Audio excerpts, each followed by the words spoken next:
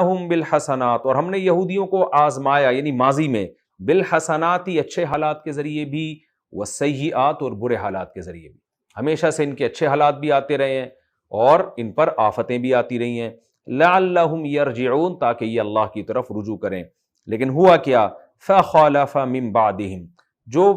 پرانے یہودی تھے، جو ان کے اسلاف تھے، ان کے بعد جانشین بنے، خلف ایسے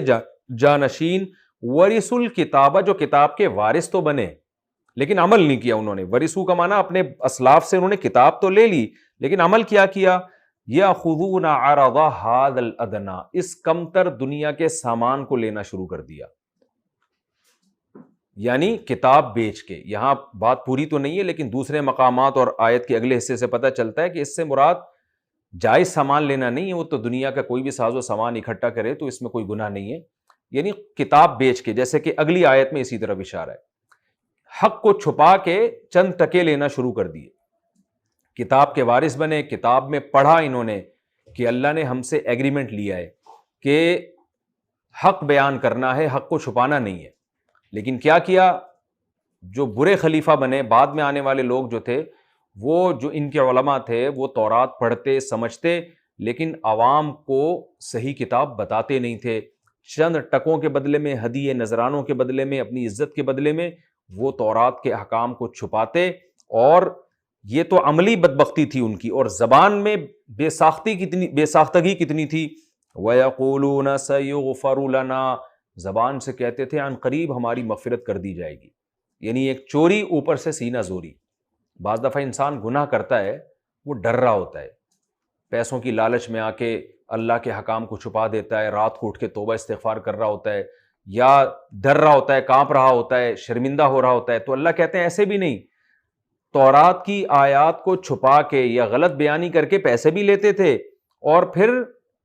ناجائز امیدیں اللہ سے لگا لیا کرتے تھے، سَيُغْفَرُ لَنَا، ان قریب ہماری مغفرت کر دی جائے گی، چونکہ ہم ایمان والے ہیں، اللہ کے کلیم موسیٰ علیہ السلام پر ایمان رکھتے ہیں، اور ہمارے آباء و اجداد پر اللہ کی بڑی رحمتیں اور ہمیشہ سے ہوتی رہی ہیں، ہمارے تو بڑے لاڈ اٹھائے گئے ہیں، تو اللہ یہاں بھی جیسے دنیا میں ہمیں بہت دفعہ اللہ نے معاف کیا، تو کوئی بات نہیں، آنے دو، یہ پیسہ جو آ رہا ہے نا، اللہ بڑا کریم ہے، اللہ معاف کرنے والا، جیسے آج بھی لوگ سود کھا رہے ہوتے ہیں اور جب ان کو کہا جائے کہ بھئی مت کھاؤ تو کہتے ہیں اللہ غفور رحیم ہے، اس طرح کی باتیں۔ وَإِن يَأْتِهِمْ عَرَضٌ مِثْلُهُ، اور پھر اگر ان کے پاس دوبارہ اسی جیسا سامان آتا دنیا کا، يَأْخُذُوهُ، پھر لے لیتے۔ کیا مطلب، ایک دفعہ جرم نہیں کرتے تھے، بار بار کرتے تھے، اس جرم کو ریپیٹ کرتے، ایک دفعہ جرم ہوتا تو خیال ہوتا نا کہ چلو یار اب تو میری توند بھر گئی ہے، بھوک اللہ نے ختم کر دی ہے، ٹھیک ہے میں نے تورات کو بیچ کے کمایا لیکن اب میری ضرورت پوری ہو گئی ہے، اب میں حرام نہیں کماؤں گا، نہ نہ نہ، ایسی لت پڑ گئی تھی کہ دوبارہ بھی اسی دنیا کا سامان آتا، تورات کے بدلے میں دوبارہ لے لیتے۔ الم یؤخذ علیہم، اللہ فرماتے ہیں کہ یہ جرم تو ویسے بھی عقلی ہے، عقل کہتی ہے کہ یہ حرام ہے، لیکن دو وجہ سے اس کے جرم کی برائی اور بڑھ گئی تھی۔ ایک تو یہ کہ اللہ تعالیٰ نے یعنی تورات میں ہی ان سے ایگریمنٹ لیا ہوا تھا، جو تورات یہ پڑھتے تھے اسی میں ایگریمنٹ تھا کہ حق کے بدلے میں دنیا خریدنی نہیں ہے، اور دوسرا یہ کہ وہ ایگریمنٹ انہوں نے پڑھا بھی تھا، وہ آیتیں ان تک پہنچی بھی تھیں، بعض دفعہ ایسے ہوتا ہے نا کہ وہ نظر سے نہیں گزری ہوتی وہ آیتیں، تو اللہ فرماتے ہیں الم یؤخذ علیہم، کیا ان لوگوں پر یہ میثاق الکتاب، کتاب کا ایگریمنٹ ان سے نہیں لیا گیا تھا ان لوگوں پر، اللہ یقولو، کہ یہ لوگ نہیں کہیں گے، علی اللہ، اللہ پر، الا الحق، سوائے حق کے، اللہ کی طرف حق بات کے علاوہ کوئی چیز منسوب نہیں کریں گے، کیونکہ تورات کے مضمون کو جب آپ غلط بیانی سے کام لیں گے تو اس کا مطلب اللہ پہ جھوٹ باندھنا ہو گیا نا یہ، تو اللہ فرماتے ہیں وَدَرَسُوا مَا فِيهِ، اور جو کچھ تورات میں لکھا ہوا تھا یہ درس بھی اس کو پڑھ بھی رہے تھے یہ، وَالدَّارُ الْآخِرَةُ، لیکن آخرت کا جو گھر ہے، خَيْرٌ لِّلَّذِينَ يَتَّقُونَ، وہ بہتر ہے ان لوگوں کے لیے جو تقوی اختیار کرتے ہیں۔ دنیا کے چند ٹکے لے تو لیے انہوں نے، پیسہ بھی کما لیا ہوگا، بنگلے بھی بنا لیے ہوں گے، عیش والی زندگی بھی گزار لی ہوگی، لیکن اللہ ایک اصول اور ضابطہ بیان کر رہے ہیں کہ جو برائی سے بچتا ہے، حرام سے بچتا ہے، ان کے لیے آخرت اس دنیا سے کروڑہ گنا بہتر ہے۔ افلا تعقلون، تم عقل سے کام کیوں نہیں لیتے؟ والذین یمسکون بالکتاب، اور اللہ فرماتے ہیں وہ یہودی جنہوں نے کتاب کو مضبوطی سے تھامتے ہیں، جو کتاب کو مضبوطی سے تھامتے ہیں یعنی تورات کو، وَأَقَامُوا الصَّلَاةَ، اور پھر نماز قائم کرتے ہیں۔ یعنی کتاب کو جو ظاہر ہے مضبوطی سے تھامیں گے تو وہ قرآن پر بھی ایمان لے کر آئیں گے، محمد صلی اللہ علیہ وسلم پر بھی ایمان لے کر آئیں گے، کیونکہ تورات میں نبی صلی اللہ علیہ وسلم کی خوشخبریاں ہیں۔ تو جو بھی یہودی، اللہ فرماتے ہیں، تورات کو مضبوطی سے تھامے گا اور نتیجے کے لحاظ سے نماز قائم کرے گا، وہ تو کیا ہوگا؟ انا لا نضیع اجر المصلحین، تو جو اصلاح کرنے والے لوگ ہیں ہم ان کے اجر کو ضائع نہیں کریں گے۔ کتنی بڑی دیکھیں اللہ کی رحمت ہے کہ اللہ بار بار قومیت کی بیس پہ، یعنی یہ جو اللہ کہہ رہے ہیں نا یہودی ایسے یہودی ایسے، تو یہ قومیت کی بیس پہ نہیں ہے، عمل کی بیس پر ہے۔ تبھی اللہ نے اپنی رحمت کا دروازہ کھول کے رکھا ہوا ہے۔ اب بھی کہہ رہے ہیں کہ جو مضبوطی سے کتاب کو تھام لے اور نماز قائم کرے تو آج بھی ہم اس کا اجر ضائع نہیں کریں گے، آج بھی ہم اسے اپنے قریب کرنے کے لیے تیار ہیں۔ جو لعنت اس پر برس رہی ہے اس لعنت کو ہم اس سے ہٹا لیں گے۔ وَإِذْ نَتَقْنَا الْجَبَلَ فَوْقَهُمْ كَأَنَّهُ ظُلَّةٌ، کیونکہ بنی اسرائیل کے واقعات چل رہے ہیں، درمیان میں یہود کی نالائقیاں ان کا بیان ہوا تاکہ نبی صلی اللہ علیہ وسلم کو تسلی ہو، تو انہی واقعات میں سے ایک پرانا واقعہ بیان کیا جا رہا ہے جو سورہ بقرہ میں بھی بیان کیا جا چکا ہے۔ یہاں اس کو کیوں بیان کیا جا رہا ہے؟ یہ بتانے کے لیے کہ ان کے اسلاف بھی کوئی بہت نیک نہیں تھے۔ آج جو یہودی تورات بیچ کے پیسے لے رہے ہیں، جیسے کہ نبی صلی اللہ علیہ وسلم کے بارے میں جو خوشخبریاں اور بشارتیں تورات میں لکھی ہوئی ہیں، وہ آیتیں چھپاتے ہیں لوگوں سے، وہ کھل کے بتاتے نہیں ہیں تاکہ ان کی دکان چلتی رہے۔ تو اس سے بڑا جرم ان کے اسلاف کر چکے ہیں۔ تو یعنی نبی صلی اللہ علیہ وسلم کو گویا ایک طرح سے تسلی ہے کہ آپ اس قوم سے کیسے امیدیں لگا کے بیٹھے ہوئے ہیں کہ یہ آپ پر ایمان نہیں لاتے، کیونکہ نبی چاہتے تھے کہ یہود ایمان لے آئے نا، تاکہ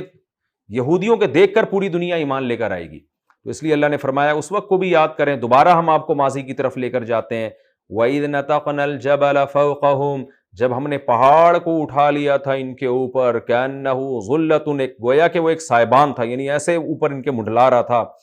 وَظَنُّوا أَنَّهُ وَاقِعٌ بِهِمْ، اور ان کو لگا کہ یہ پہاڑ اب ان کے اوپر گرے گا اور ان کو کچل دے گا۔ اس وقت اللہ نے ان سے کیا کہا تھا؟ خُذُوا مَا آتَيْنَاكُمْ بِقُوَّةٍ۔ یہ واقعات کیا تھا؟ موسیٰ علیہ السلام جب کوہ طور سے تورات لے کر آئے تو کیا ہوا؟ لوگوں نے کہا ہم اپنی آنکھوں سے دیکھنا چاہتے ہیں، اللہ ہمیں کلام کرے۔ 70 آدمیوں کو حضرت موسیٰ علیہ السلام کوہ طور پہ لے گئے گواہ بنا کے، اللہ نے ان کو بتایا کہ یہ تورات ہے میں نے دی ہے۔ 70 کہنے لگے کہ ہم اللہ کو دیکھنا چاہتے ہیں۔ پھر ان پر عذاب آیا، اللہ نے 70 کے 70 کو مار دیا۔ موسیٰ علیہ السلام نے کہا اللہ میری قوم تو اور زیادہ دین سے دور ہو جائے گی، ان کو تو زندہ کر، گواہی مر گئے تو میں کیسے جا کے قوم کو بتاؤں گا۔ اللہ نے رحم کیا، وہ 70 آدمی دوبارہ زندہ ہوئے۔ پھر موسیٰ علیہ السلام ان کو لے کر گئے۔ ان 70 نے یہ کہا